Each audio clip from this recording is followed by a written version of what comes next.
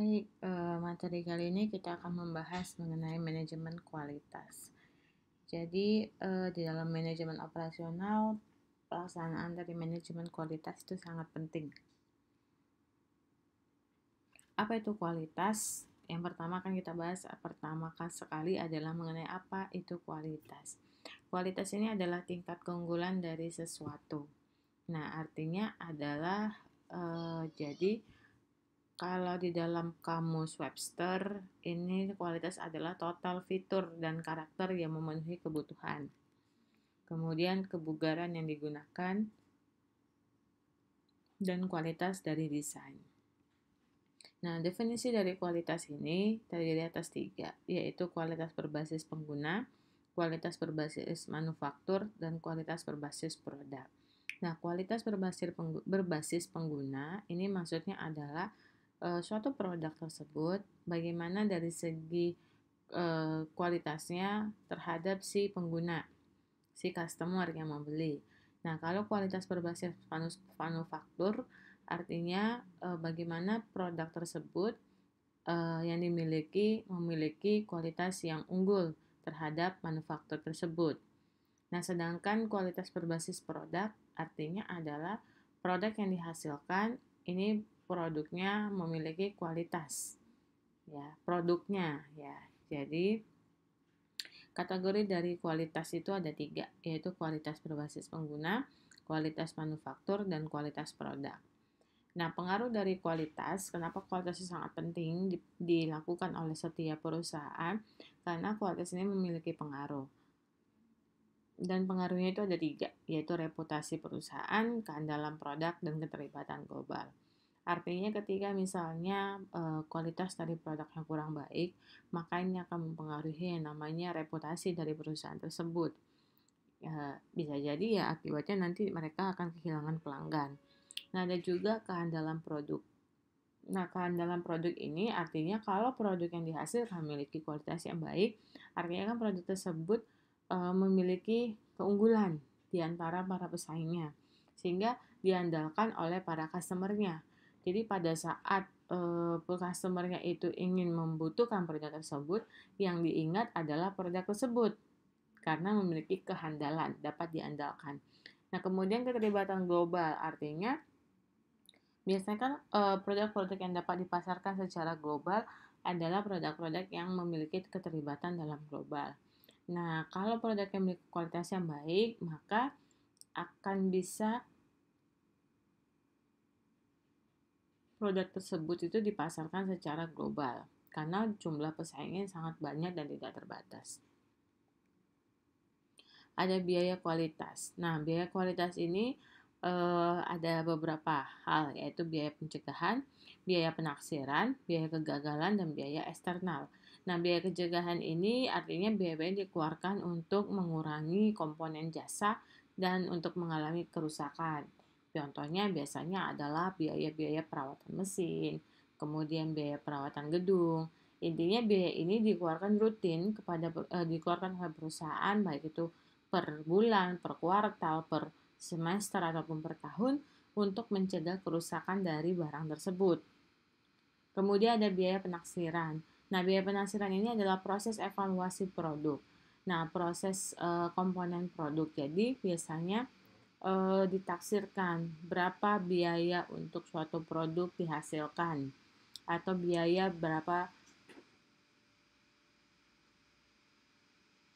yang dikeluarkan untuk menghasilkan suatu produk. Kemudian ada kegagalan eksternal, yaitu proses produksi yang rusak sebelum dikirimkan. Nah, ini maksudnya adalah artinya adalah kegagalan yang terjadi karena produk tersebut pada saat diproduksi. Jadi sebelum dikirim, jadi pada saat produk diperiksa oleh quality control, nah ada kegagalan internal, nah kerugian yang diakibatkan dari kegagalan produk, maka itu dikatakan sebagai kegagalan internal. Kemudian ada biaya eksternal. Nah, biaya eksternal ini terjadi setelah pengiriman barang atau jasa karena barangnya cacat. Jadi biasanya kan pada saat barang tersebut sudah dikirim kepada konsumen atau didistribusikan, maka ada kegagalan produk. Nah, itu adalah biaya cacat barang yang sudah dikirimkan kepada konsumen. Ada beberapa standar kualitas internasional dalam melakukan manajemen kualitas atau biasanya dikenal dengan ISO, yaitu ada ISO 9000, ISO 9001, ISO 2000 dan ISO 14000. Nah, ISO 9000 ini berhubungan dengan kepemimpinan, dokumentasi, terperinci, perintah kerja dan penyimpanan catatan. Kemudian ada ISO 9001 dan 2000, yaitu berhubungan dengan kepemimpinan manajemen puncak, serta persyaratan dan kepuasan pelanggan, yang mana ISO ini perannya lebih besar. Nah, ISO 14000 yaitu tentang manajemen lingkungan, audit, evaluasi kinerja, pelabelan, dan pelatihan siklus hidup. Siklus hidup ini dimaksudnya adalah siklus hidup produk ya. Jadi dalam manajemen operasional, hal-hal yang berkaitan tentang kualitas produk itu dipelajari dalam manajemen kualitas atau bahasa lainnya adalah total quality management. Nah, total quality management ini adalah segala sesuatu yang dikerjakan dengan baik sejak awal dengan tujuan untuk memenuhi kepuasan pelanggan. Beberapa aktivitas-aktivitas untuk mencapai total quality management. Yang pertama ada praktik organisasi, kedua ada prinsip kualitas, ketiga ada pemenuhan pekerja, dan keempat ada kepuasan pelanggan. Nah, praktik organisasi ini adalah aktivitas awal untuk mencapai suatu total quality management. Artinya, yang sangat berperan di sini adalah kepemimpinan, kemudian pernyataan bagaimana misi, kemudian prosedur operasi yang efektif, dukungan staf, dan pelatihan. Nah, hasilnya apa? Hasilnya adalah apa yang penting dan apa yang akan dicapai. Jadi dalam praktik organisasi ini lebih menentukan apa yang akan dicapai oleh perusahaan, apa yang penting yang harus dicapai oleh perusahaan. Nah, kemudian ada prinsip kualitas. Nah, prinsip kualitas ini fokus kepada pelanggan. Kemudian ada juga perbaikan yang berkesinambungan. Ada juga benchmarking, just in time, kemudian perangkat-perangkat TQM lainnya. Nah, apa yang ingin dicapai di dalam prinsip kualitas ini? Yaitu bagaimana mengerjakan yang penting dan apa yang akan dicapai. Nah, kemudian ada pemenuhan pekerja. Nah, pemenuhan pekerja aktivitas ini berhubungan dengan pemberdayaan dan komitmen organisasional. Jadi, di sini lebih melihat bagaimana sikap pekerja yang dapat memilih untuk memenuhi apa yang penting. Kemudian yang terakhir adalah tentang kepuasan pelanggan. Nah, di sini maksudnya adalah bagaimana memenangkan pesanan dan pelanggan itu membeli kembali. Jadi bagaimana dalam manajemen operasional TQM ini membuat pelanggan itu mau membeli kembali barang-barang yang sudah dibeli oleh customer. Nah, kemudian organisasinya yang hasilnya yang diharapkan adalah organisasinya efektif dengan keunggulan yang bersaing. Jadi di dalam total quality management, pokok pemikirannya ada mutu dan kualitas kepuasan pelanggan adalah sebagai bisnis yang utama. Kemudian meningkatkan keuntungan dengan memperbaiki mutu. Dan sejak awal sudah dilakukan. The right first time gitu ya. Kemudian manajemen mutu adalah tentang pencegahan. Kemudian ada biaya mutu. Kemudian ada peningkatan mutu yang terus-menerus berdasarkan data dan fakta, bukan opini. Kemudian ada berdasarkan ilmu pengetahuan dan teknologi yang didukung dengan pendidikan dan pelatihan. Kemudian komitmen pimpinan dalam meningkatkan mutu. Kemudian ada melaksanakan siklus PDAC. Nanti kita akan bahas itu apa yang dimaksud dengan siklus PDAC. Kemudian benchmarking. Kemudian ada keterlibatan seluruh petugas dan kerja sama tim, dan menghargai manusia sebagai manusia atau GKM, Quality Control Circle. Kemudian ada proses menghantarkan mutu, Quality Delivery Process. Ini adalah beberapa pokok di dalam pemikiran TQM, dan nanti satu persatu akan kita bahas ya. Kemudian di dalam Total Quality Management ada beberapa program dalam TQM yang efektif ketika perusahaan ingin melakukan atau melaksanakan total quality management. Yang pertama adalah tentang perbaikan yang berkesinambungan. Kemudian yang kedua ada tentang Six Sigma konsepnya. Kemudian juga ada konsep tentang pemberdayaan pekerja. Ada konsep tentang benchmarking. Kemudian ada konsep tentang just in time. Ada konsep tentang Tanguchi dan pengetahuan perangkat PKM. Kita akan bahas yang pertama dulu, yaitu tentang perbaikan berkesinambungan. Nah, ini adalah salah satu konsep dari PDAC. PDAC di sini adalah, kita bisa lihat ya, P-nya di sini adalah plan. Jadi, startingnya adalah mulai dari plan. Apa saja yang dilakukan dalam plan ini? Plan ini artinya ya pastinya perusahaan melakukan policy, kebijakan-kebijakan mengenai kegiatan daripada manajemen kualitas. Kemudian resource, dari mana sumbernya. Kemudian ada objektif. Nah, kemudian dari sini maka sudah diplanningkan mengenai polisinya, sumber-sumber daya yang dibutuhkan, kemudian apa produk yang menjadi objeknya gitu ya. Kemudian akan dilakukan dengan do. Do di sini D ini adalah di sini adalah do. Do-nya adalah proses. Jadi apa yang sudah dilakukan dalam planning, kemudian dilakukan kegiatan proses. Nah, kemudian dibuat indikator. Indikator apa saja produk tersebut sehingga nanti produk tersebut bisa menghasilkan produk yang baik. Kemudian ada produk realization, jadi produknya sudah terrealisasi dengan ada nyata gitu ya. Nah, kemudian dari D kita lanjut ke C. C itu adalah check. Check berarti produk yang sudah nyata tadi, sudah dihasilkan tadi, maka dilakukan namanya apa? Audit. Apakah produknya sesuai? Kemudian dilakukan apa namanya? Validasi. Nah, kemudian dilakukan namanya apa? Verifikasi. Verifikasi apakah produknya itu bisa sesuai dengan apa tadi standar yang ada, kemudian kesesuaian dengan produk yang sudah diplanningkan tadi, kemudian divalidasi juga keabsahan dari produknya, dan kemudian diaudit. Nah, dari proses cek, selanjutnya adalah prosesnya act. Itu adalah act, yaitu bagaimana prosesnya continual improvement. Jadi produk yang dihasilkan itu bagaimana terus bisa dikembangkan, kemudian preventive action dan corrective action. Jadi ketika misalnya ada produk tersebut di pasar mengalami kegagalan atau komplain, maka akan dilakukan correction.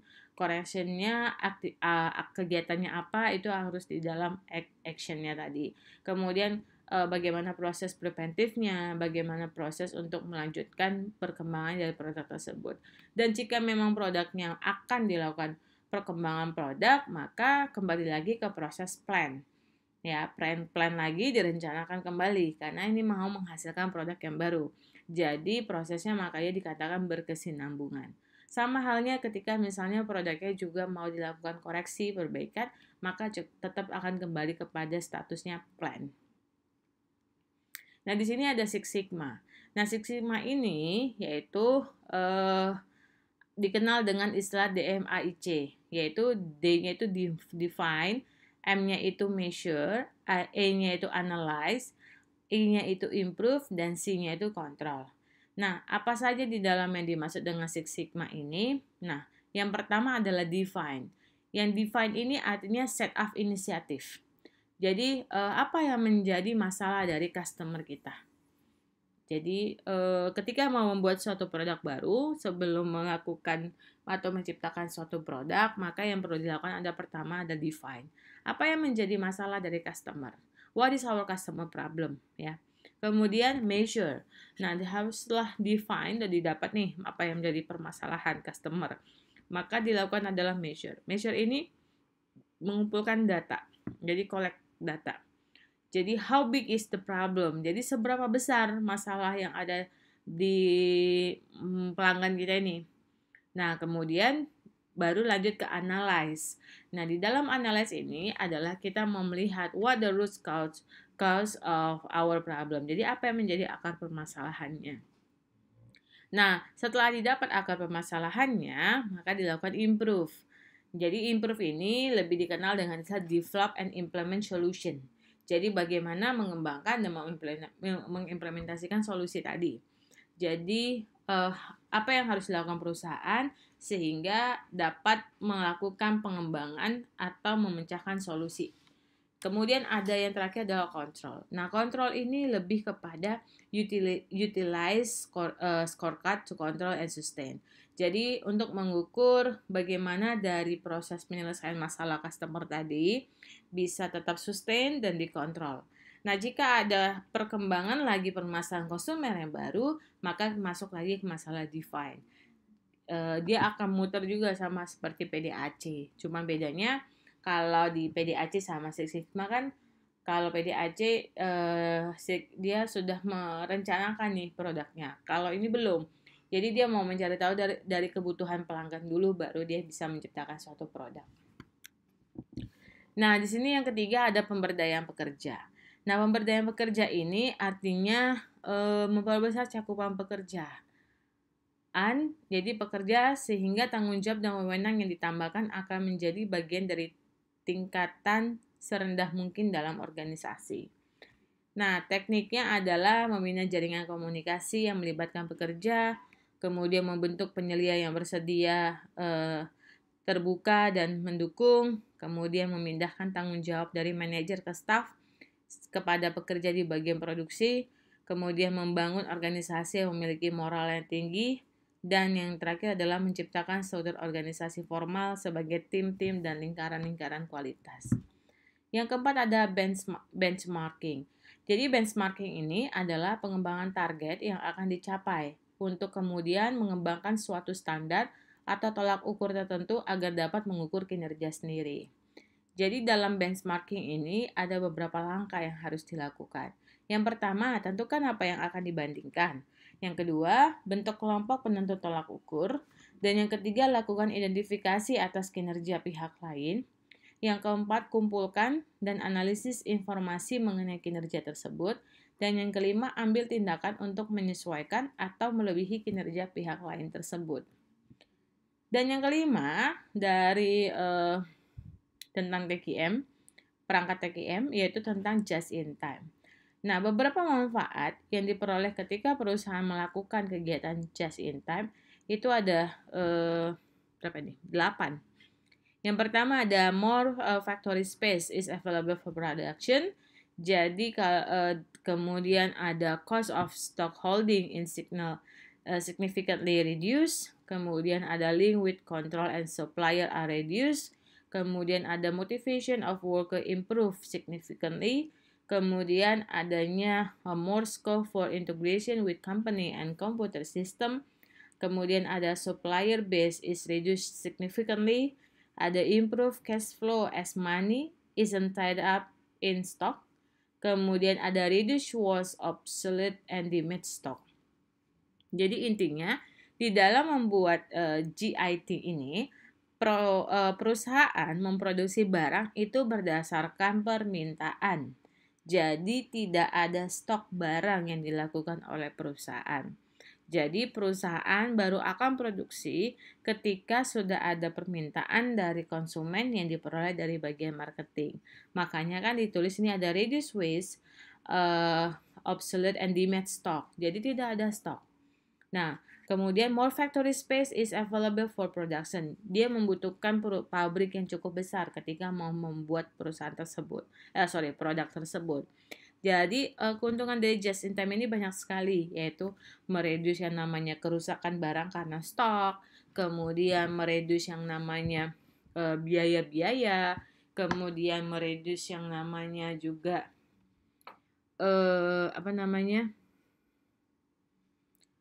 supplier, kemudian juga dapat meningkatkan motivasi kerja karyawan. Kenapa dikatakan demikian? Karena pekerjaan itu cenderung tidak monoton. Seperti itu. Dan biasanya just in time ini dilakukan oleh perusahaan-perusahaan seperti otomotif, pembuatan pesawat. Jadi memang tidak ada stok barang. Baru akan dibuat ketika memang sudah ada permintaan. Nah, kemudian yang keenam ada konsep Tanguchi. Nah, konsep Tanguchi ini konsepnya adalah ketangguhan kualitas, fungsi kerugian kualitas, dan kualitas berorientasi pada sasaran. Jadi targetnya kan di sini. Targetnya adalah di sini. Nah, ini adalah batas daripada tingkat rendahnya spesifikasi dari produk. Nah, ini adalah batas di mana tingkat tertinggi dari spesifikasi produk. Sehingga targetnya adalah di sini. Jadi, dalam membuat produk tidak boleh di sini, tapi tidak boleh juga berada di atas spesifikasi yang ditentukan. Nah, ini adalah beberapa perangkat kerja TQM.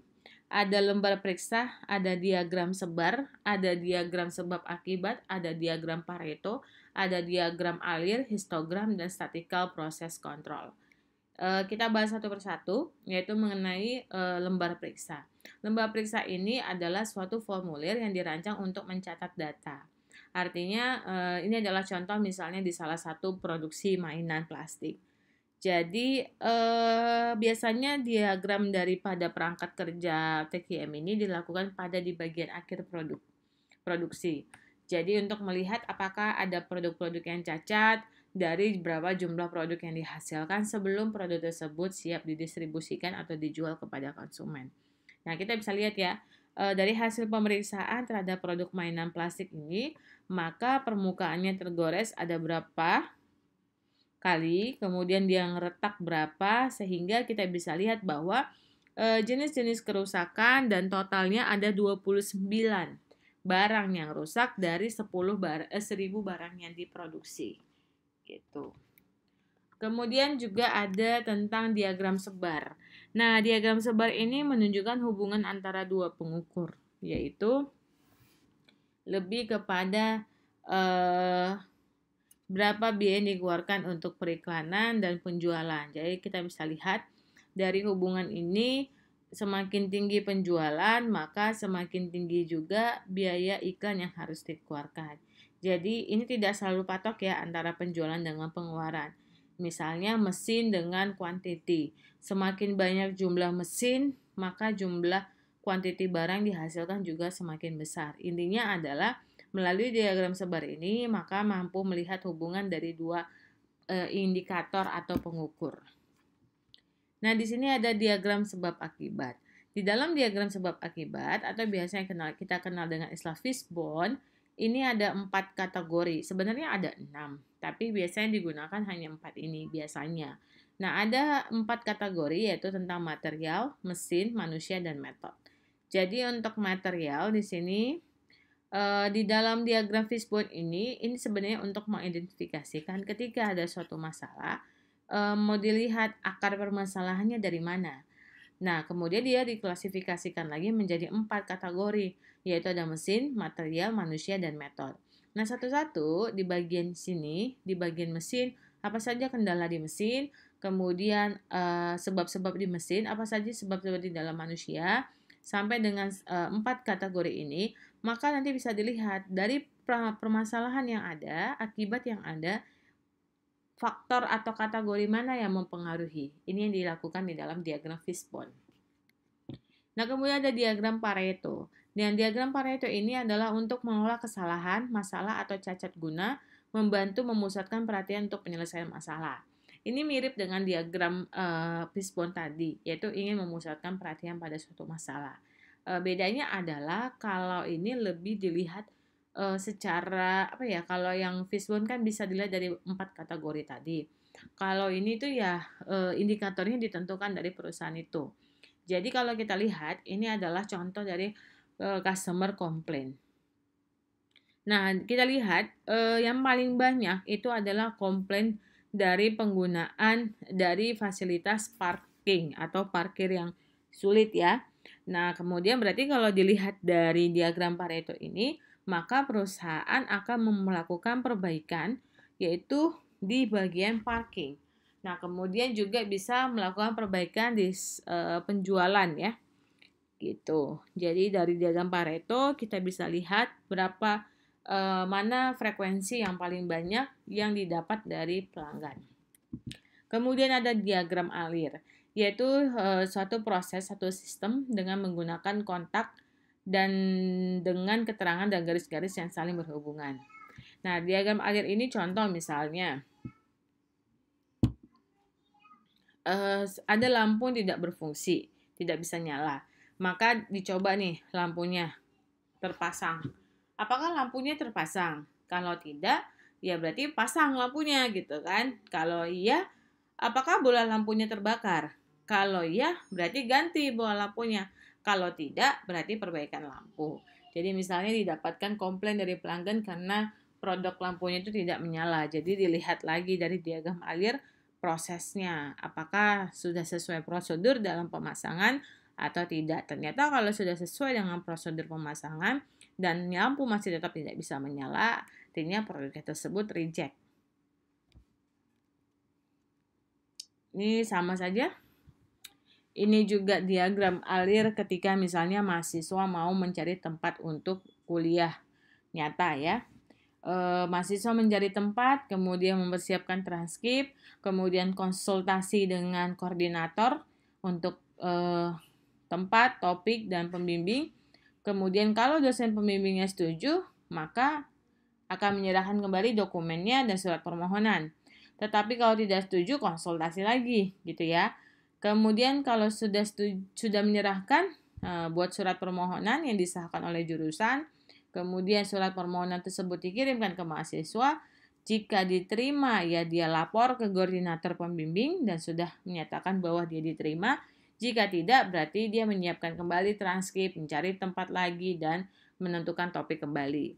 Nah, kemudian di sini ada mengisi database, kemudian ada melaksanakan kuliah prakteknya dengan membawa surat persetujuan, baru setelah itu selesai dan lapor kepada koordinator. Ini adalah contoh diagram alir di dalam perangkat TKM. Nah, kemudian ada histogram. Nah, histogram ini sedikit mirip dengan diagram Pareto ya. Jadi, nilai sebuah perhitungan dan frekuensi dari setiap nilai yang muncul. Jadi bisa dilihat misalnya dari komplain-komplain yang ada, berapa kali setiap indikator tersebut yang muncul yang dikomplain oleh customer. Nah, ini adalah statistical process control, yaitu pengawasan standar, membuat pengukuran dan mengambil tindakan perbaikan selagi sebuah proses produk sedang diproduksi. Jadi kontrolnya ada di hijau ini. Artinya kegiatan yang diproduksi tersebut tidak boleh di bawah dan tidak boleh di atas. Jadi range-nya dari sini. Kalau sudah melebihi seperti ini berarti kan dia sudah upper, melebihi dari standar. Nah, kalau dia ditarik lagi nih garis ke bawah di bawah LCL, maka dia produknya sudah lower dari standar. TQM dalam organisasi ini sangat penting. Yang pertama, bagian pemasaran, penjualan dan penelitian, kemudian teknik, kemudian pembelian, sumber daya manusia dan manajemen, serta packing dan penyimpanan dan pengiriman. Kemudian ada dukungan terhadap purna jual. Ini adalah beberapa pentingnya TQM di dalam sebuah organisasi. Oke, ada TQM dan external supplier. Tujuannya adalah dukungan dari pemasok yang diperlukan untuk memenuhi harapan dari pelanggan. Kemudian ada single resourcing, kemudian ada bermitra, kemudian pemasok mungkin diperlukan untuk mengadopsi program kualitas dan memenuhi standar tertentu. Nah, TQM dan kepuasan customer tujuannya adalah untuk membutuhkan beberapa bentuk sistem pengukuran, ada survei pelanggan yang digunakan secara luas, ada total kepuasan pelanggan seiring dengan tujuan utama organisasi. Nah, ada juga total TQM dan informasi teknologi. Jadi penting untuk memonitoring dan pengendalian kualitas dalam suatu organisasi. Sistem IT harus disusun untuk memenuhi persyaratan sistem TQM dan sistem IT meningkat bersama semua fungsi dan proses organisasi, dan sistem IT harus mampu menerapkan alat-alat yang tepat untuk mendorong peningkatan. Banyak sekali ya pengaruh dari TQM ini terhadap beberapa kegiatan operasional. Dia tidak hanya berpengaruh pada kegiatan marketing, juga sampai ke sistem informasi dan teknologi. Kemudian juga ada sistem itu harus mampu menyimpan dan mengakses data yang relevan dan analisis. Ini adalah TQM dari jasa. Kalau dari jasa yang harus diperhatikan adalah dimensinya. Jadi kenapa TQM jasa itu? TQM jasa itu berasal dari bagaimana komunikasi dari mulut ke mulut, kemudian kebutuhan perorangan, pengalaman masa lalu, dan komunitas eksternal. Nah, dimensi dari total seperti manajemen dalam hal jasa, ini berkaitan dengan tangible, kemudian responsif, kemudian endurance, empati, dan reliability. Ya, di sini artinya di dalam dimensi-dimensi dalam kualitas layanan, maka harus bisa mengidentifikasikan jasa yang diharapkan oleh konsumen dan jasa yang diterima oleh konsumen, sehingga mampu menghasilkan kualitas jasa yang diterima. Nah, dimensi dari ini tangible, responsif, endurance, empati, dan reliability harus mampu dipenuhi ketika suatu perusahaan melakukan kegiatan pelayanan dalam bentuk jasa. Penentu kualitas jasa, yang pertama adalah dapat diandalkan atau reliability. Ada kesigapan, ada responsif, ada kompetensi, jadi kompetensi yang dimiliki dari masing-masing penyedia jasa. Kemudian ada akses, kemudahan dalam pelanggan, konsumen dalam mendapatkan akses terhadap pelayanan tersebut. Ada kesopanan. Kesopanan berarti ya ketika misalnya pelanggan menggunakan jasa tersebut, maka si pemberi layanan jasanya sopan. Kemudian ada komunikasi, ada kredibilitas, ada keamanan, memahami dan mengenali, kemudian ada hal-hal nyata. Baik, terima kasih. Sekian materi saya mengenai manajemen kualitas. Jika ada pertanyaan, bisa kita lanjutkan pada kolom